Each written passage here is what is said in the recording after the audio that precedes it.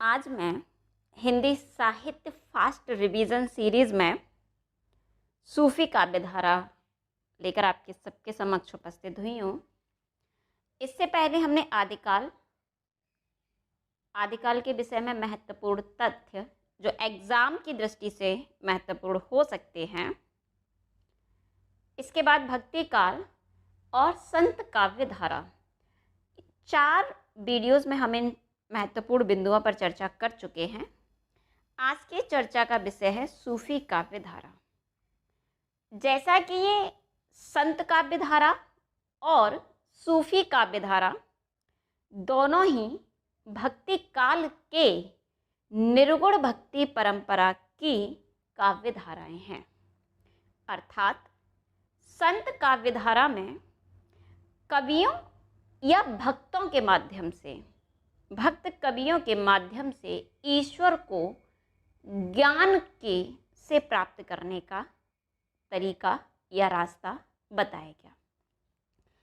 संत कवियों ने कहा कि यदि हमें ईश्वर की प्राप्ति करनी है, उस परम पिता परमेश्वर में स्वयं को विलीन करना है, तो हमें ज्ञान का मार्ग अपनाना होगा, हठ योग परंपरा अपनानी होगी, योग साधना करनी होगी। लेकिन सूफी काव्यधारा, जिसे प्रेमाख्यान या प्रेमाश्रय काव्यधारा के नाम से भी, या प्रेमाख्यान परंपरा या प्रेमाख्यान साहित्य के नाम से भी जाना जाता है, सूफी कवियों ने कहा कि ईश्वर की प्राप्ति के लिए ज्ञान या योग जैसे कठिन मार्ग की आवश्यकता नहीं है, बल्कि हम ईश्वर को प्रेम के माध्यम से प्राप्त कर सकते हैं। इसीलिए सूफी काव्यधारा के अन्य नामों में प्रेमाख्यान, प्रेमाश्रय काव्यधारा या काव्य परंपरा जैसे शब्द भी हमें देखने को मिलते हैं। आगे चर्चा करते हैं कि इस सूफी काव्यधारा की जो साधना पद्धति थी वो कैसी थी, या इन्होंने साधना को किस तरीके से क्या कहा इन्होंने सूफी परंपरा में। सबसे पहले इन्होंने इसमें जो महत्वपूर्ण बिंदु आया वो आया मारिफत की उपलब्धि। मारिफत अर्थात ईश्वर, हकीकत, इसे इन्होंने हकीकी शब्द भी कहा। तो ईश्वर की उपलब्धि करना सूफी मत का महत्वपूर्ण बिंदु था। ये कहा जाता है कि विधि निषेधों से मुंह मोड़ करके ही सूफियों का जन्म हुआ है। अब विधि निषेध से अर्थ ये है, हम आगे वैसे चर्चा करेंगे, जो इस्लाम है वो ये मानता है कि जो खुदा है वो बेहद पाक है और ये जहां नापाक है। किसी भी स्थिति और परिस्थिति में खुदा और जहां, यानी कि खुदा और बंदे का मिलन नहीं हो सकता। ये इस्लाम की परंपरा है जिसे सरा कहा गया।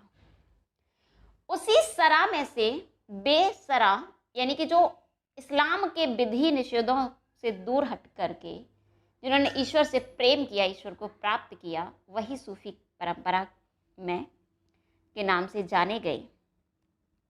तो मारिफत की उपलब्धि, ईश्वर की प्राप्ति, फना हो जाना अर्थात जिसे हम कहते हैं मोक्ष की प्राप्ति हो जाना, ज्ञान की प्राप्ति हो जाना, परमात्मा को प्रेमिका के रूप में वर्णित करना।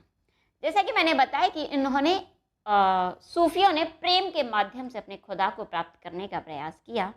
इसीलिए सूफी काव्य परंपरा में हम पाएंगे कि अधिकांश कवि मुस्लिम परंपरा के हैं, यानी मुस्लिम कवि हैं, लेकिन 100% कहानियाँ, यानी कि 100% तो नहीं कहा जा सकता, अगर हम कृष्ण काव्य भी हमें रूपमंजरी के रूप में मिलता है जहाँ भगवान कृष्ण का वर्णन मिलता है, लेकिन अधिकांश 100% कहानियाँ हमें हिंदू जो कथाएं चली आ रही थीं, हिंदू जो किंवदंतियाँ थीं, उन कथाओं को आधार बना करके प्रेमाख्यान काव्य को लिखा गया। इश्क मिजाजी से इश्क हकीकी तक की यात्रा, अगर इसी को हिंदी में कहा जाए तो लौकिक प्रेम से अलौकिक प्रेम को प्राप्त करना ही सूफियों का उद्देश्य था। गुरु की प्रतिष्ठा, जो कि संत परंपरा में भी थी। सूफियों ने गुरु का महत्व बताया और प्रेम के मूल्यों की स्थापना, जैसा कि कहा कि इन्होंने ईश्वर को ज्ञान जैसे कठिन मार्ग की अपेक्षा प्रेम जैसे सरल मार्ग को अपनाना ज़्यादा उचित समझा और लोगों को इसके लिए प्रेरित किया। तो ये तय है कि इन्होंने प्रेम के मूल्यों का निर्धारण किया। अगर बात की जाए कि सूफी काव्यधारा की जो रचना प्रवृत्ति थी वो किस प्रकार की थी, तो सूफी काव्यधारा में जो रचनाओं हुई वो दो तरह से हुई, यानी मुख्य रहस्यवाद था। रहस्य का अर्थ ही है कि ईश्वर को प्राप्त करने के रहस्यों को सुलझाना। रहस्यवाद मुख्य रूप से दो रूपों में मिलता है, भावात्मक और साधनात्मक। साधनात्मक रहस्यवाद हमें संत काव्य परंपरा में मिला, जो हठ योग साधना या योग साधना के माध्यम से ईश्वर को प्राप्त करने का तरीका बताया गया। सूफी काव्य परंपरा में भावात्मक रहस्यवाद अधिक देखने को मिलता है। मैंने लिख भी रखा है कि भावात्मकता के आगे प्रधान और साधनात्मकता के आगे सीमित, क्योंकि साधनात्मक रहस्यवाद हमें संत काव्य परंपरा में परिलक्षित होता है। प्रकृति का रागात्मक चित्रण, सूफी कवियों ने न सिर्फ ईश्वर को प्रेम के माध्यम से प्राप्त करने का तरीका बताया, बल्कि प्रकृति का भी बेहद रागात्मक रूप से चित्रण किया है। मसनवी शैली, मसनवी शैली को अगर मैं संक्षिप्त में कहूँ तो जो नायक है वो नायिका को या तो स्वप्न में देखता है या किसी के माध्यम से उसका वर्णन सुनता है, या वो उसका चित्र देखता है और नायिका की सौंदर्य पर रीझ जाता है, और इतना रीझ जाता है कि फिर वो सारी दुनिया को भूल करके सिर्फ उस नायिका को प्राप्त करना चाहता है।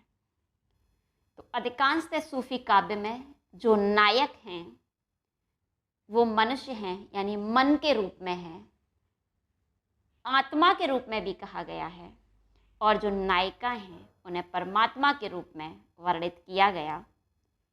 तो नायिका के चित्र को, स्वप्न दर्शन को या सौंदर्य श्रवण को देखकर ही केवल नायिका को प्राप्त करने की इच्छा, और प्राप्त करने की न सिर्फ इच्छा, तीव्र इच्छा और उसे प्राप्त कर लेना ही मसनवी शैली के अंतर्गत आता है।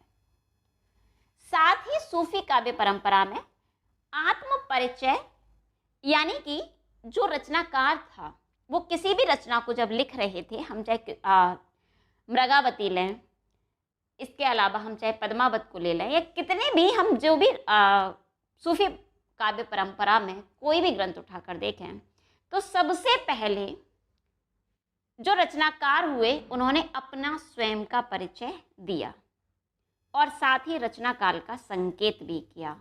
और सिर्फ इतना ही नहीं, वहाँ पर पैगंबर की प्रार्थना या स्तुति होती थी, गुरु की भी स्तुति होती थी। साहे वक्त यानी कि जिस समय पर रचनाकार है, जैसे जायसी जी हैं, तो जायसी जी के समय पर बाबर और शेरशाह सूरी रहे, तो उनकी कुछ रचनाओं में शेरशाह सूरी की प्रशंसा और कहीं कहीं बाबर की प्रशंसा मिलती है। यानी साहे वक्त उन समय के समकालीन जो राजा थे उनकी प्रशंसा भी हमें प्रेमाख्यान ग्रंथों में मिलती है। नायिका प्रधान है, हम जितने भी ग्रंथों को उठाकर देख लें उनके नाम जैसे पद्मावत है, मृगावती है, हंसावली, चित्रावली, रूपमंजरी, सब नायिका प्रधान हैं। ग्रंथों का नामकरण भी नायिका के नामों पर ही हुआ है। अधिकांशतः, या हम दूसरे शब्दों में कहें तो एक रूपमंजरी को छोड़ करके जितने भी प्रेमाख्यान ग्रंथ हुए उन सब की भाषा हमें अवधि देखने को मिलती है। प्रबंधात्मक महाकाव्य लिखे गए अधिकांशतः कथानक रूढ़ियां, मैंने आपको पहले ही बताया कि अधिकांशतः जो हिंदू कथाएं चली आ रही थी उन्हीं को आधार बना करके प्रेमाख्यान ग्रंथ लिखे गए। नक्सिक वर्णन, 12 मासा वर्णन सब मिलता ही है, और नायिका के नाम के साथ वती शब्द ज़्यादा मिलता है, जैसे पद्मावती, मधुमालती, वती जैसे शब्दों को इंगित यानी प्रत्यय जोड़ा गया है। तो अभी तक जो हमारी बात हुई वो बात हुई सूफी काव्य परंपरा की साधना और उनकी रचना प्रवृत्तियों को लेकर के। अब एक प्रश्न एग्जाम में अक्सर कर परीक्षा में पूछा जाता है कि आखिरकार सूफी शब्द बना किससे। सूफी शब्द की उत्पत्ति को लेकर के भिन्न भिन्न मत प्रचलित हैं। सबसे मुख्य शब्द हमें हालांकि पांचों ही शब्दों का अपने आप में बेहद महत्व है, तो मूल शब्द सूफ से माना जाता है और सूफ का अर्थ होता है ऊन या जूट, अर्थात वे व्यक्ति जो ऊन या जूट के वस्त्र धारण करते थे, वस्त्र धारण करके विरक्ति में चले जाते थे, यानी संसार की मोह माया से दूर हट जाते थे और ईश्वर को प्राप्त करने के लिए, खुदा को प्राप्त करने के लिए जाते थे, उन्हें सूफी कहा जाता था। कुछ विद्वानों का मानना यह है कि सूफी शब्द सूफ से नहीं सफ से बना। सफ का अर्थ होता है पंक्ति, अग्रिम पंक्ति, आगे वाली पंक्ति, अर्थात वे लोग जिन्होंने अपने कर्म इतने पाक किए हैं, जिनके काम इतने अच्छे हैं, पवित्र काम हैं कि जब भी इस जहां में कयामत का दिन आएगा तो वो खुदा के पास सबसे आगे वाली पंक्ति में, यानी सबसे पहले खुदा से मिलने के लिए खड़े होंगे, उन्हें सूफी कहा जाएगा। कुछ आलोचकों ने कहा कि सूफी शब्द सफा से बना है, जिसका अर्थ पवित्र है, अर्थात जिनके जीवन बिल्कुल सम्यक तरीके से चलती है, नैतिक नियमों में चलती है, जो कोई भी गलत काम नहीं करते, पूरा जीवन उनका पवित्र है, पाक है, वही सूफी हैं। कुछ विद्वानों ने कहा कि जो सूफी शब्द है वो सोफिया से बना है, जिसका अर्थ होता है विद्या या तत्वज्ञान या तत्वज्ञानी, यानी वे लोग जिनको तत्व ज्ञान, खुदा का ज्ञान प्राप्त हो गया है, जो अपने इश्क को इश्क मिजाजी से हकीकी तक ले जा सकते हैं, जो खुदा के लिए फना हो सकते हैं, फना होने की कला जिनको पता है, वे सूफी हैं। और कुछ आलोचकों ने कहा कि सूफी शब्द सूफा या सफ़ा से बना है, जिसका अर्थ होता है चबूतरा, यानी हम देखते हैं कि जैसे आप कहीं भी इस्लाम परंपरा से जुड़े हुए पवित्र स्थलों पर यदि जाएंगे तो वहाँ एक चबूतरा होता है, उस पर बैठकर खुदा को याद किया जाता है, नमाज अदा की जाती है। तो उस चबूतरे पर बैठने वाले, क्योंकि वहाँ ऊपर बैठने वाले जो लोग हैं वो बेहद पाक हैं, उनको ज्ञान प्राप्त हो चुका है, वो खुदा से मिलने के लिए सबसे पहली पंक्ति में खड़े हुए हैं, तो वही क्या कहलाएंगे, वही सूफी कहलाते हैं। तो चलिए सूफी शब्द के बाद आई थिंक आपको क्लियर हो गया होगा इतने विवरण के बाद में कि सूफी शब्द किस शब्द से माना जाता है और किस शब्द का क्या अर्थ है। अगर हम सूफियों की बात करें तो भारत में सूफी जो आए या जो सूफी संप्रदाय आया वो 12वीं सदी के आसपास माना जाता है। कुछ विद्वानों का कहना है कि 12वीं सदी का उत्तरार्ध था, लेकिन हम 12वीं सदी मैंने यहाँ लिखा है, जो कि सर्वमान्य मत है। ख्वाजा मुइनुद्दीन चिश्ती के द्वारा भारत में सूफी संप्रदाय या सूफियों का आगमन या सूफियों का उद्भव माना जाता है। लेकिन हिंदी साहित्य में सूफी काव्य परंपरा 14वीं से 18वीं शताब्दी तक चली, अर्थात जो सूफी आए या सूफियों का जो उदय हुआ वो 12वीं सदी में हो चुका था, लेकिन सूफियों के द्वारा उस समय हिंदी में कोई भी काव्य रचना नहीं की जा रही थी। वो जो काव्य रचना की गई वो 14वीं से लेकर 18वीं शताब्दी तक हमें देखने को मिलती है। जैसा कि मैंने आपको पहले ही बताया था कि जो इस्लाम है वो 2 भागों में बटा, सरा और वेशरा। सरा जिसे हम अगर हिंदी की बात करें, जिसे हम सनातनी कहते हैं, यानी वे लोग जो सारे इस्लाम के नियमों को मानते हैं उन्हें सरा कहते हैं, और जो नियमों को नहीं मानते हैं वो बेसरा होते हैं, और वही बेसिकली सूफी भी कहलाए, क्योंकि इन बेसरा को 4 संप्रदायों में बांटा गया। चिश्ती संप्रदाय, सोहरावर्दी संप्रदाय, कादरी संप्रदाय और नक्शबंदी संप्रदाय। चिश्ती संप्रदाय 12वीं सदी में, जो कि मुइनुद्दीन चिश्ती के द्वारा भारत में जिसके प्रवर्तक माने जाते हैं। लगभग 1 सदी के बाद एक और नए संप्रदाय का जन्म होता है, सोहरावर्दी संप्रदाय 13वीं सदी में जलालुद्दीन सुर्खपोश के माध्यम से। और लगभग 2 शताब्दियों के बाद एक नया संप्रदाय का उद्भव होता है, कादरी संप्रदाय, जिसके उद्गमकर्ता बंदगी मोहम्मद गौस को माना जाता है। कहीं कहीं गौस की जगह पर पोस शब्द भी हमें प्राप्त होता है, लेकिन अधिकांश बुक में मुझे गोस मिला तो मैंने यहाँ गौस शब्द को ही लिखा है। और 16वीं सदी में नक्शबंदी, जो कि सूफी संप्रदाय के रूप में एक नया संप्रदाय पनपा, जिसके प्रवर्तक ख्वाजा अलाउद्दीन नक्शबंदी थे।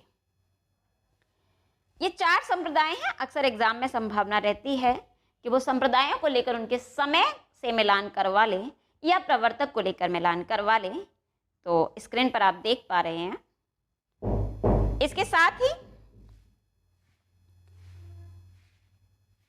अगले बिंदु की ओर बढ़ते हैं। सूफी काव्य परंपरा में तो आलोचकों के मध्य में यह भी चर्चा का एक बिंदु रहा है कि सूफी कवि या पहला सूफी काव्य किसे माना जाए। आचार्य रामचंद्र शुक्ल जी ने मृगावती को, जो कि 1501 में कुतुबन के द्वारा लिखी गई रचना थी, उसको सूफी काव्य का पहला काव्य माना है। जबकि हजारी प्रसाद द्विवेदी जी ने सत्यवती कथा को, जो कि 1501 में ही लिखी गई, ईश्वर दास के माध्यम से उसको हिंदी सूफी परंपरा का प्रथम काव्य माना है। आचार्य रामचंद्र शुक्ल और हजारी प्रसाद द्विवेदी के मध्य में हमें अक्सर मतभेद मिलता है। आचार्य रामचंद्र शुक्ल ने सत्यवती कथा को संपूर्ण सूफी काव्य परंपरा में स्थान ही नहीं दिया। उन्होंने कहा कि सत्यवती कथा सूफी काव्य परंपरा का काव्य नहीं है। और वहीं हजारी प्रसाद द्विवेदी जी ने इसी रचना से सूफी काव्य परंपरा का प्रारंभ भी मान लिया। इससे पहले भी जब हमने नाथ और सिद्ध परंपरा को पढ़ा तो वहां भी पाया कि दोनों में मतभेद रहा है। तो चलिए उस मतभेद पर बात ना करते हुए हम अपने सूफी प्रथम कवि पर आ जाते हैं। डॉक्टर रामकुमार वर्मा ने चंदायन, जो कि 1379 में लिखी गई रचना मुल्ला दाऊद को पहली सूफी काव्य रचना माना। और गणपत चंद्रगुप्त ने हंसावली, जो कि असायत के द्वारा 1370 ईस्वी में लिखी गई, को सूफी काव्य परंपरा की प्रथम रचना कहा। अधिकांश या सर्वमान्य मत रामकुमार वर्मा का है। चंदायन को सूफी काव्य परंपरा की पहली रचना माना जाता है। जो सूफी हुए उनमें साधना करने की महत्वपूर्ण 4 अवस्थाएं हैं, जिसे शरीयत, तरीकत, हकीकत और मारिफत कहा जाता है। मारिफत, मैंने आपको सबसे पहले भी शब्द यही लिखाया था कि मारिफत की प्राप्ति, ईश्वर को प्राप्त कर लेना, जिसे नासूत, मलकूत, जबरूत और लाहूत भी कहा जाता है। शरीयत का अर्थ होता है हिंदी में आचरण। आचरण से अर्थ है कि जो इस्लाम में जो नियम बनाए गए हैं, जो उनके यहाँ पर विधियां हैं, उनको तोड़ करके आचरण करना, ईश्वर से प्रेम करना, खुदा से प्रेम करना आचरण या शरीयत कहलाया। तरीकत शुद्ध मन से, बिना किसी आडंबर के, बिल्कुल पवित्र मन से उस खुदा को याद करना ही शरीयत था। और जब आप पवित्र मन से बिना किसी बाह्य आडंबर के उस खुदा को या ईश्वर को याद कर रहे हैं तो आपको सत्य ज्ञान का बोध होगा, तत्व ज्ञान या जिसे विद्या कहा गया का ज्ञान होगा, जिसे हकीकत कहा गया। आप हकीकत में जानेंगे कि खुदा क्या है। और जब आप हकीकत में उस खुदा से मिलेंगे तो आप उस खुदा में फना हो जाएंगे, उस खुदा में स्वयं को समर्पित कर देंगे। वही मारिफत है, लाहूत है या सिद्धा अवस्था है। तो इन 4 अवस्थाओं को अधिकांशतः शरीयत, तरीकत, हकीकत और मारिफत को क्रम से लगवा लेता है एग्जामिनर। तो शरीयत, तरीकत, हकीकत के क्रम में लगवाए या आचरण, उपासना, सत्य बोध या सिद्धा अवस्था के बोध में लगवाए मुझे उम्मीद है कि आप लोग इसे क्रम में लगा लेंगे और इनका अर्थ से भी अब आप परिचित हो चुके हैं। अब सूफी या इस्लाम के विषय में जितनी महत्वपूर्ण जानकारियाँ एग्ज़ाम को दृष्टिगत रखते हुए हो सकती हैं, वनडे टेस्ट को रखते हुए, मैंने आपको बता दी हैं। हालांकि इस्लाम या बेअसरा सूफी परंपरा इतना बड़ा टॉपिक है कि इस पर 5 घंटे भी चर्चा की जाए तो भी हम उसे कवर नहीं कर पाएंगे। लेकिन अभी हमारा मुख्य उद्देश्य एग्ज़ाम को अटेम्प्ट करना है, तो उसी उद्देश्य को ध्यान में रखते हुए बस महत्वपूर्ण बिंदुओं को मैंने यहाँ नोट किया है और उन्हीं पर चर्चा भी की है। अब हम बढ़ते हैं सूफी काव्य परंपरा के महत्वपूर्ण प्रवर्तक कवि जायसी जी की तरफ। यहां मैं ये बिल्कुल भी नहीं कहूंगी कि सूफी काव्य परंपरा में जायसी जी प्रथम कवि हैं, लेकिन सूफी काव्य परंपरा के प्रवर्तक कवि माने जाते हैं। इनकी रचना पद्मावती किसी भी परिचय की मोहताज नहीं है।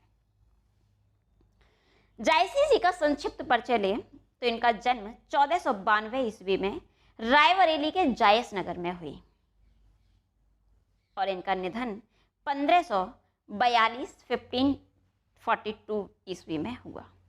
इनका मूल नाम या पूरा नाम मलिक मोहम्मद था, क्योंकि जायस नगर के निवासी थे।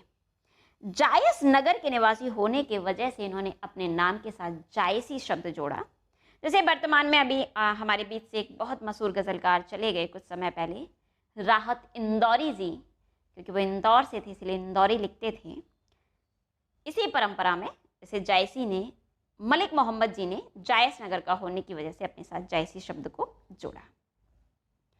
इनके गुरु शेख मोहिदी माने जाते हैं। हालांकि सैयद अशरफ का भी वर्णन हमें जायसी की ही रचनाओं से मिलता है। जैसा कि मैंने आपको बताया कि जो सूफी काव्य परंपरा है वहाँ गुरु का महत्व होता है, गुरु की प्रशंसा होती है, साहिब वक्त की प्रशंसा होती है, पैगंबर की स्तुति होती है, तो हमें दोनों ही गुरुओं का बोध मिलता है। और जायसी जी बाबर और शेरशाह सूरी के समकालीन थे। अगर दोनों ऑप्शन में हैं और किसी एक को ही चुनना है तो शेरशाह सूरी को आप वरीयता ज़्यादा दें तो बेहतर है, क्योंकि वो ज़्यादा आपको रचनाओं में मिलते हैं। और जायसी जी की कब्र इस समय वर्तमान में अमेठी में है। रचनाओं की अगर बात की जाए तो जायसी जी की रचनाओं को आचार्य रामचंद्र शुक्ल ने तो केवल 3 ही रचनाएं मानी हैं जायसी जी की। उन्होंने कहा, आचार्य रामचंद्र शुक्ल जी ने, कि जायसी जी की जो रचनाएं हैं वो सिर्फ 3 हैं, बाकी तो बस लोगों ने छेपक के रूप में बढ़ा दी हैं। लेकिन उनकी जो महत्वपूर्ण जायसी जी के द्वारा लिखी गई रचनाएं हैं वो कितनी हैं? सिर्फ 3 रचनाएं हैं। और उन 3 रचनाओं में उन्होंने पद्मावत, आखिरी कलाम और अखरावट को माना। सैयद अली मोहम्मद ने कहा कि जायसी जी की 14 रचनाएं हैं, जबकि नागरी प्रचारणी सभा ने कहा कि 20 रचनाएं हैं। और सबसे ज़्यादा इंपॉर्टेंट है नागरी प्रचारणी सभा काशी के द्वारा कही गई बात। हालांकि वर्तमान समय में इनकी प्रकाशित रचनाओं की जो संख्या है वो सिर्फ और सिर्फ 5 है। संभावना कम है कि जायसी जी की रचनाओं की संख्या पूछी जाए, लेकिन अगर फिर भी पूछी जाती है तो मैंने आपको संख्याएं बता दी हैं।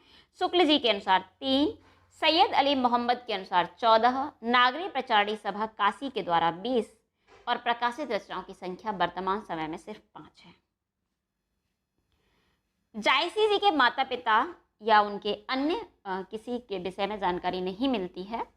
ये माना जाता है कि एक आंख से काने थे और इनकी नाक भी चपटी थी।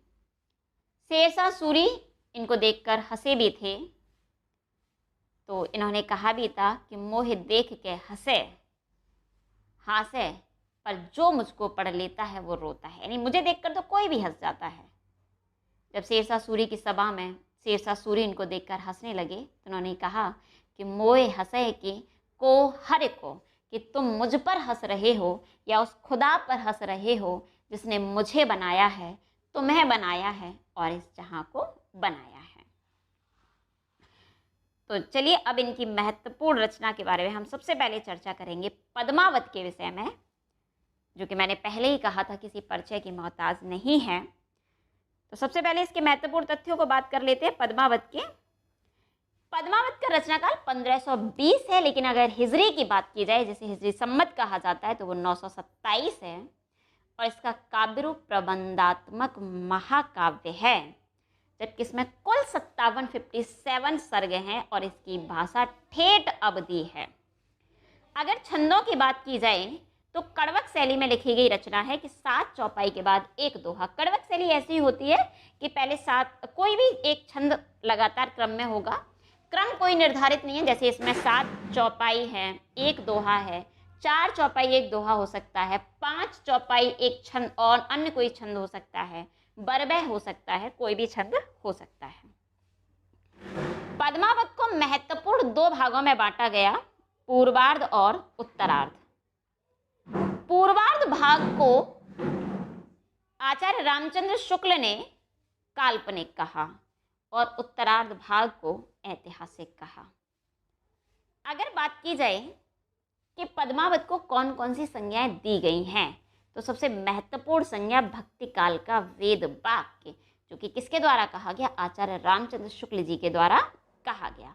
साथ ही इसको समासोक्ति काव्य भी कहा गया। समासोक्ति का अर्थ होता है कि एक प्रतीकात्मक पात्रों के माध्यम से हम दूसरे अन्य बात को कहना चाहें। जैसे कि पद्मावत में राजा रत्नसेन और पद्मावती के माध्यम से मानव मन और ईश्वर की बात कही गई है, प्रतीकात्मक रूप में है, उसे हम समासोक्ति काव्य कहते हैं। जबकि डॉक्टर बच्चन सिंह ने इसे अवधि का अर्घान कहा है, अवधि की महक खुशबू कहा है, और विजयदेव नारायण शाही ने इसे अपने ही ढंग की त्रासदी या ट्रेजेडी कहा है। डॉक्टर नगेंद्र ने एक रूपक महाकाव्य के रूप में इसको वर्णित किया है, जबकि इसको प्रेम की पीर का महाकाव्य भी कहा जाता है। हालांकि संज्ञा के विषय में किसी आलोचक का नाम नहीं मिलता, लेकिन अपने आप में महत्वपूर्ण संज्ञा है कि पद्मावत को प्रेम की पीर का काव्य कहा जाता है।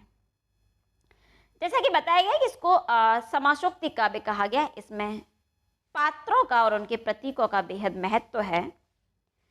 तो प्रतीक योजना को हम एक बार बात करते हैं। अक्सर प्रतीक योजना एग्जाम में पूछी जाती है। जो राजा रत्नसेन नायक हैं वो मन का प्रतीक हैं, पद्मावती रागात्मक बुद्धि या परमात्मा का प्रतीक है, जबकि नागमती सांसारिक बुद्धि या मोह का प्रतीक है। चित्तौड़ जहाँ रत्नसेन जिसके राजा हैं शरीर का प्रतीक है, सिहलदीप जिसकी राजकुमारी पद्मावती हैं हृदय का प्रतीक है, और हीरामन तोता जो कि बेसिकली पद्मावती का था, लेकिन वहाँ से उड़ते उड़ते व्यापारी, एक व्यापारी से दूसरे व्यापारी और दूसरे व्यापारी से तीसरे व्यापारी तक होते होते जो कि राजा रत्नसेन के यहाँ पहुँचता है, और राजा रत्नसेन उसे नागमती को तोहफे में दान करते हैं। नागमती उससे अपनी सुंदरता की प्रशंसा सुनना चाहती है, तो तोता बताता है कि तुमसे ज़्यादा सुंदर सिहलदीप की राजकुमारी है। तो नागमती उसे मारने का आदेश देती है, लेकिन दासी, जैसा कि हम पढ़ते आए हैं, दासियाँ उसे मारते नहीं हैं, बल्कि राजा को ला करके सूचना दे देते हैं। राजा सोचता है, रत्नसेन सोचता है कुछ तो खास बात होगी, इसलिए रानी ने इसको मारने के लिए कहा है। फिर राजा उस तोते से जब वार्तालाप करता है तो वो पद्मावती के सौंदर्य का वर्णन करता है। जैसा कि मसनवी शैली है कि सुनकर ही राजा पद्मावती के सौंदर्य पर आसक्त हो जाता है। फिर वो सिहलदीप की तरफ प्रस्थान करता है पद्मावती को पाने के लिए। राघव चेतन जो कि पंडित के रूप में दिखाया गया है, शैतान का प्रतीक है, और अलाउद्दीन को माया का प्रतीक माना गया है। तो ये प्रतीक योजना थी पद्मावती महाकाव्य की, जो कि बेहद महत्वपूर्ण थी, और जितने महत्वपूर्ण प्रश्न बन सकते हैं वो मैंने आपको बता दिए। तो इसके साथ ही अगले जायसी जी के अगली रचना पर पढ़ते हैं। उनकी अगली रचना है आखिरी कलाम। आखिरी कलाम रचना 1523 ईस्वी में लिखी गई, और ऐसा माना जाता है कि जायसी की प्रथम रचना है। आखिरी कलाम में कयामत के दिन का वर्णन है कि एक दिन इस जहां में कयामत आएगी, जिस दिन पाप बहुत ज़्यादा हो जाएगा, नापाकी बहुत ज़्यादा बढ़ जाएगी। उस दिन और इसमें हज़रत मोहम्मद का वर्णन है।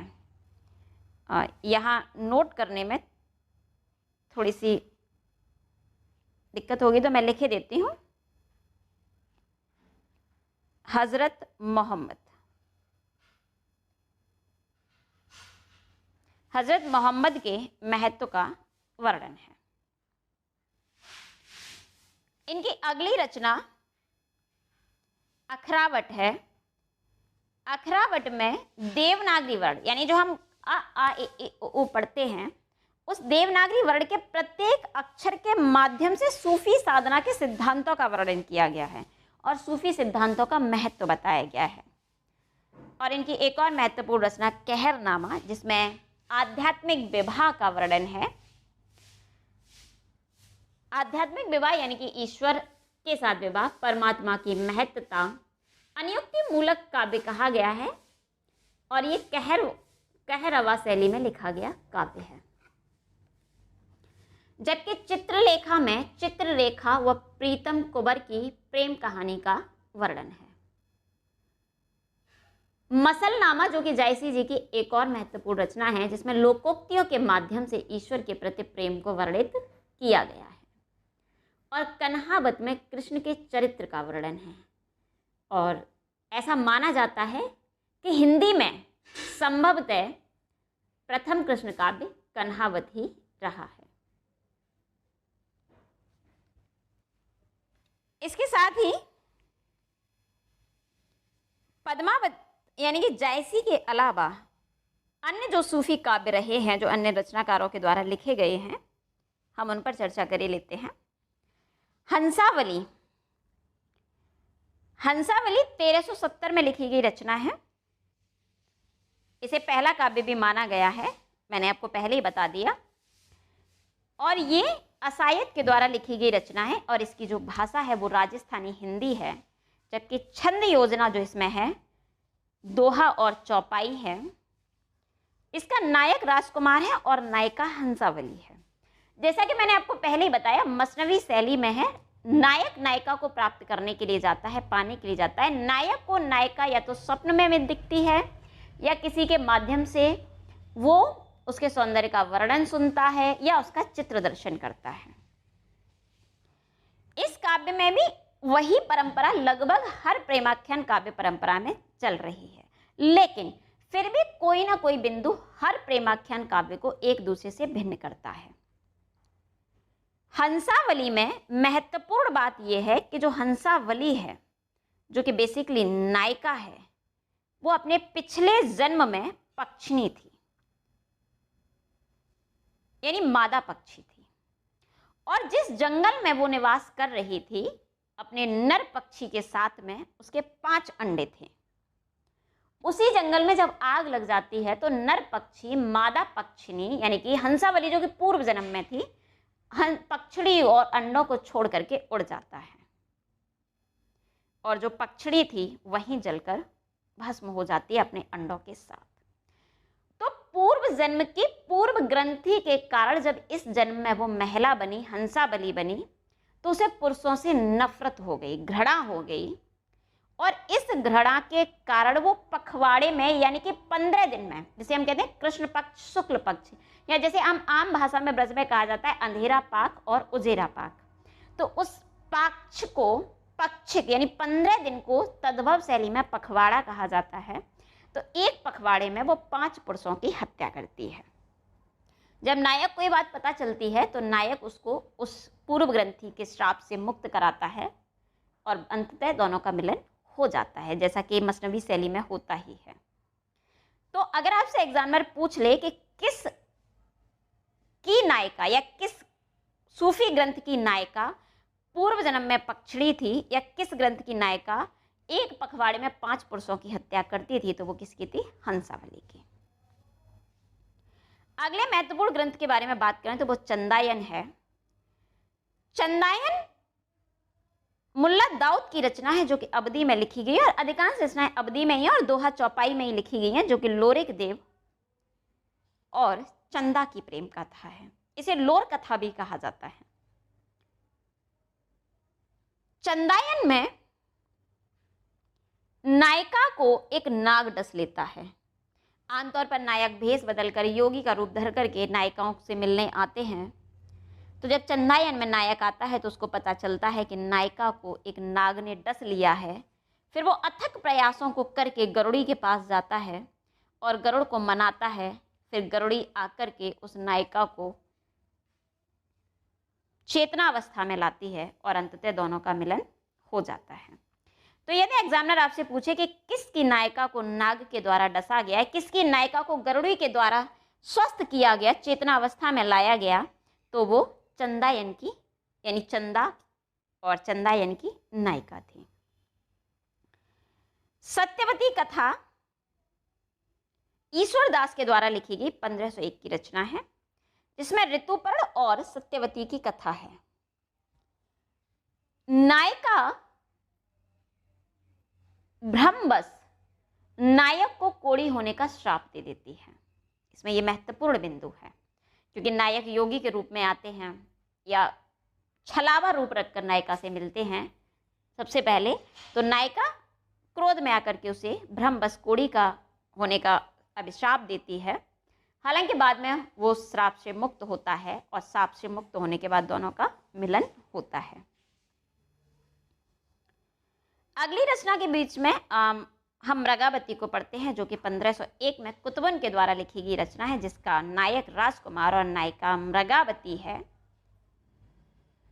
और इस रचना की सबसे महत्वपूर्ण बात यह है कि इसमें बहुपत्नीवाद का अभाव है।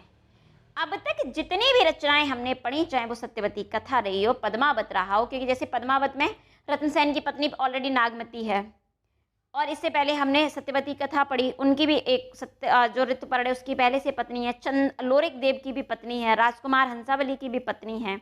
लेकिन मृगावती के राजकुमार की कोई पत्नी नहीं है। वो अपनी प्रेमिका मृगावती को प्राप्त करता है और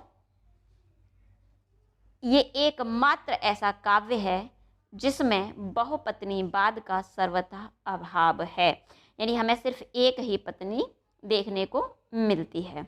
और महत्वपूर्ण बात यह है कि इसमें शांत रस माना है जैन काव्यों ने, और नायक की मृत्यु के बाद इसमें नायिका सती हो जाती है, यानी राजकुमार की मृत्यु के बाद मृगावती का सती होना दिखाया गया है। और ये अपने आप में बहुत महत्वपूर्ण बात है, क्योंकि सूफी परंपरा इस्लाम के द्वारा यानी मुस्लिमों के द्वारा दिखाई जा रही थी, और जो सती जैसी परंपरा होने जैसी परंपरा को दिखा रहे हैं, तो अपने आप में बेहद महत्वपूर्ण बात है। अगले ग्रंथ के रूप में, प्रेमाख्यान ग्रंथ के रूप में, हम मधुमालती का वर्णन करते हैं, मधुमालती का अध्ययन करते हैं। मधुमालती मंझन के द्वारा लिखी गई रचना है, और मंझन इसके नायक मनोहर और नायिका मधुमालती है। मधुमालती को उसकी ही मां के द्वारा शाप दिया जाता है और मधुमालती एक पक्षी बन जाती है। हालांकि बाद में वो श्राप से मुक्ति पाता है नायक के अथक प्रयासों के कारण, और बाद में दोनों का मिलन भी होता है। और इसमें बेहद महत्वपूर्ण बात यह है कि ये एकमात्र ऐसा काव्य है प्रेमाख्यान परंपरा में जिसमें मुख्य रूप से कथा चल रही है मनोहर और मधुमालती के प्रेम की, लेकिन एक उपकथा भी चल रही है ताराचंद और प्रेमा की प्रेम की। तो अक्सर एग्जाम में पूछ लेता है कि प्रेमाख्यान काव्य परंपरा में ऐसा कौन सा ग्रंथ है जिसमें मुख्य कथा के साथ साथ एक उपकथा भी है, तो वो मधुमालती है। और मधुमालती उपकथा किस किस के मध्य चल रही है? ताराचंद और प्रेमा की उपकथा के रूप में। अगले ग्रंथ के रूप में माधवानल कामकंदला चौपाई। चौपाई शब्द जरूर याद रखिएगा, क्योंकि माधवानल कामकंदला के नाम से कई ग्रंथ लिखे गए हैं, लेकिन माधवानल कामकंदला चौपाई बेहद महत्वपूर्ण है, जो कि 1556 ईस्वी में कुशललाभ के द्वारा राजस्थानी भाषा में लिखा गया, जिसमें दोहा चौपाई तो मुख्य छंद है ही, लेकिन सोरठा का प्रयोग भी हमें जगह जगह पर प्राप्त होता है। तो इसलिए भी महत्वपूर्ण हो जाता है कि इसमें दो छंदों के अलावा हमें तीसरा छंद भी देखने को मिलता है। इसके नायक माधव जबकि नायिका कामकंदला है।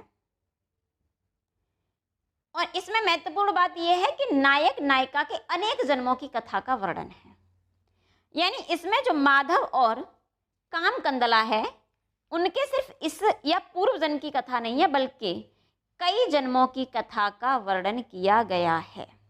और ये अपने आप में बेहद महत्वपूर्ण बिंदु है, क्योंकि अन्य प्रेमाख्यान परंपरा के जो ग्रंथ हैं उनसे अपने को अलग करता है, भिन्न करता है। अगले ग्रंथ के रूप में हम रूप मंजरी को देखते हैं, जो कि नंददास के द्वारा लिखी गई रचना है। और रूप मंजरी ब्रज भाषा में लिखी गई है, दोहा चौपाई में है। और इसमें महत्वपूर्ण बात यह है कि इसमें जो नायिका है रूप मंजरी, वो भगवान कृष्ण को सपने में देखती है और उसे कोई संकोच नहीं है अपने पति को त्याग करके भगवान कृष्ण को अपनाने में।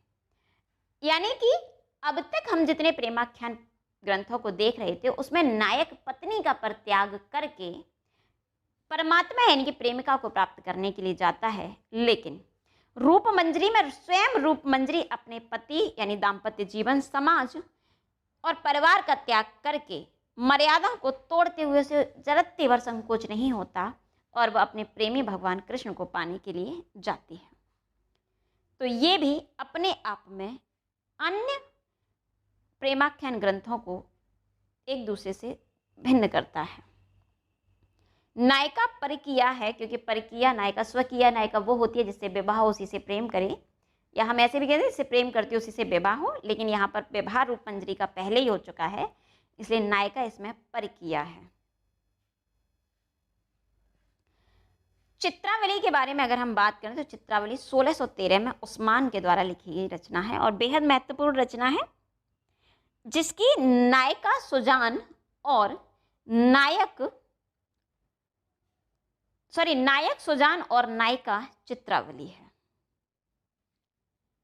रचनाकार ने इसका उद्देश्य अमरत्व यानी अमरता की प्राप्ति बताया है। उन्होंने कहा कि इस रचना की प्राप्ति मैंने इसलिए की है कि मुझमें अमर होने की इच्छा जाग रही थी।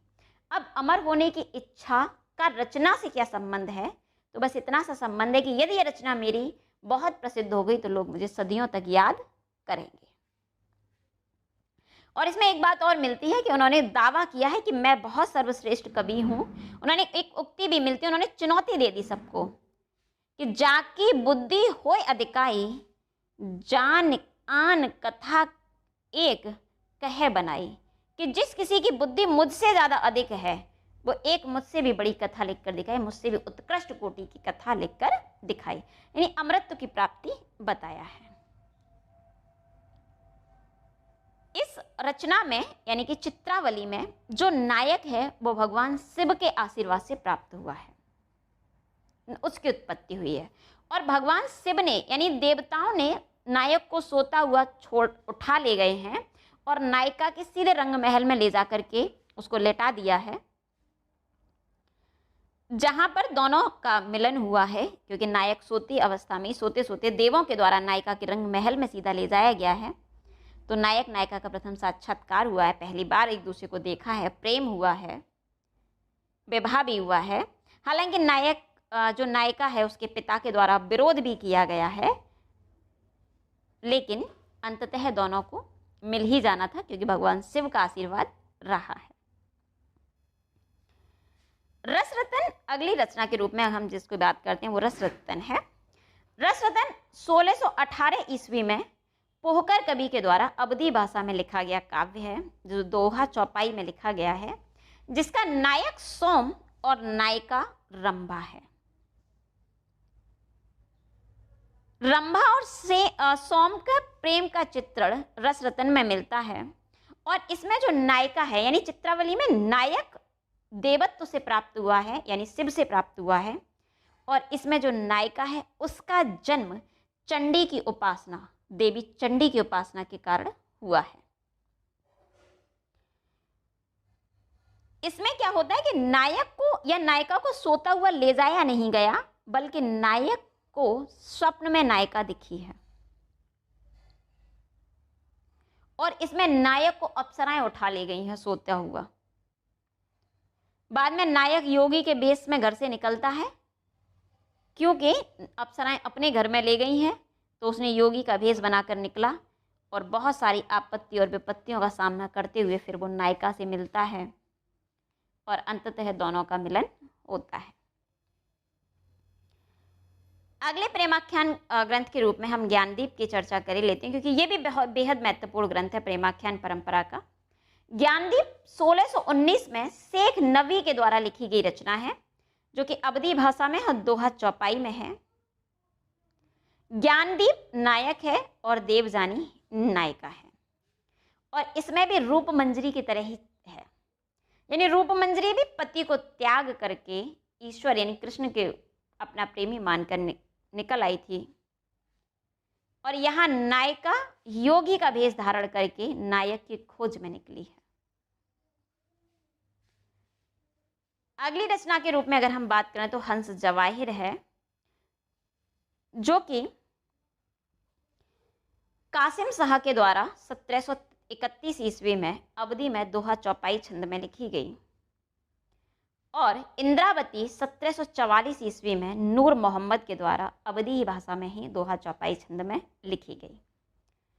अनुराग बांसुरी नूर मोहम्मद के द्वारा अवधी भाषा में लिखी गई, लेकिन दोहा के स्थान पर बरवै छंद का प्रयोग किया। और दो महत्वपूर्ण रचनाएं हैं जिनके रचनाकार पूछ लिए जाते हैं, यूसुफ जुलेफा शेख निसार की रचना और प्रेम दर्पण नसीर की रचना। दोनों ही रचनाओं का बेहद महत्व है प्रेमाख्यान परंपरा में। तो हमने आज की इस क्लास में सूफी काव्य परंपरा, सूफी शब्द की उत्पत्ति, इस्लाम के सरा और बेसरा, जायसी जी को महत्वपूर्ण रूप से क्योंकि वो प्रवर्तक कवि हैं, और इसके अलावा जायसी जी के अलावा महत्वपूर्ण 15 प्रेमाख्यान ग्रंथों पर चर्चा की, जो कि एग्जाम में जहाँ से ज़्यादा प्रश्न आते हैं उन पर हमने चर्चा का बिंदु रखा। आज की इस क्लास को हम यहीं पर रोकते हैं। अगली सीरीज़ में मैं सगुण परंपरा में प्रवेश हम लोग कर जाएंगे। तो अगर आप इसका PDF चाहते हैं जो आपको स्क्रीन पर नज़र आ रहा है, तो आप मेरे टेलीग्राम चैनल से जुड़ सकते हैं, जो कि प्रांजलि प्रज्ञान के नाम से है। हालांकि मैं टेलीग्राम चैनल का लिंक डिस्क्रिप्शन बॉक्स में दे दूंगी, आप वहाँ से भी जुड़ सकते हैं। तो आज की इस क्लास में इतना ही। धन्यवाद।